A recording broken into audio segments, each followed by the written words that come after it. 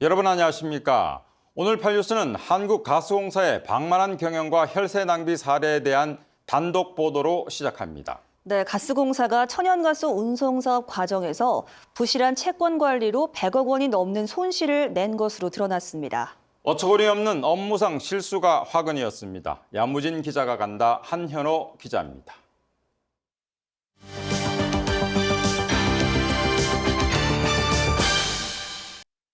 2015년 12월 한국가스공사는 선박회사인 현대상선에 운임 정상금 130억을 돌려줄 것을 통보합니다. 선불금을 주고 사용한 비용만큼을 제한 금액인데 쉽게 말해 준 것보다 덜 썼으니 돌려받는 겁니다.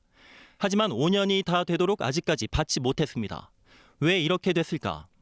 현대상선은 2014년 6월 LNG 운송 사업을 신생회사인 현대 LNG 해운에 양도하면서 채무 역시 넘겼다는 입장입니다. 현대 LNG 해운은 자신들에게 넘어오기 전에 발생한 채무이기 때문에 지급 의무가 없다는 입장입니다. 결국 두 업체의 채무에 대한 입장이 다르지만 더 큰 문제는 어느 회사 책임을 떠나 가스공사가 100억 원이 넘는 돈을 회수할 방법이 현재로서는 없다는 겁니다. 공사 측이 현대상선에 정상금 130억 원을 청구한 시점은 2015년 12월 14일.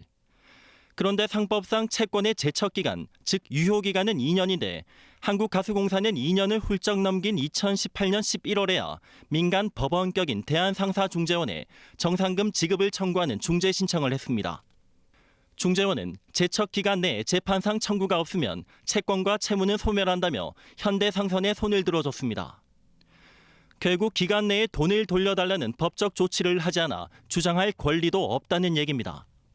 중재 판정 자체는 대법원의 확정 판결하고 동일한 효력을 가지고 있습니다. 그렇기 때문에 결과를 다시 뒤집으려고 하는 기업에서는 더 이상 우리가 이와 관련된 책임이 없다라고 주장을 하더라도 법적으로는 어떻게 얘기할 방법이 보이진 않을 것 같아요. 이에 대해 가스공사 측은 미환수금 처리 과정에서 업무상 실수가 있었다고 인정합니다. 하지만 두 회사가 사업을 인수인계할 당시 계약서를 의도적으로 공개하지 않는 등 공사 측을 속였다며 손해배상 소송을 준비하고 있습니다.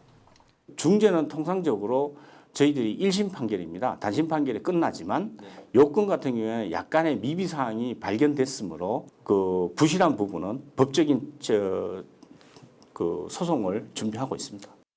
그러나 법적 제척 기간인 2년 동안 제대로 된 대응도 하지 않은 가스공사가 뒤늦게 늑장 소송에 나섰다는 지적입니다.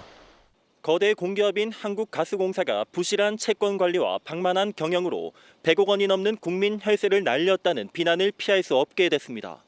TBC 한현호입니다.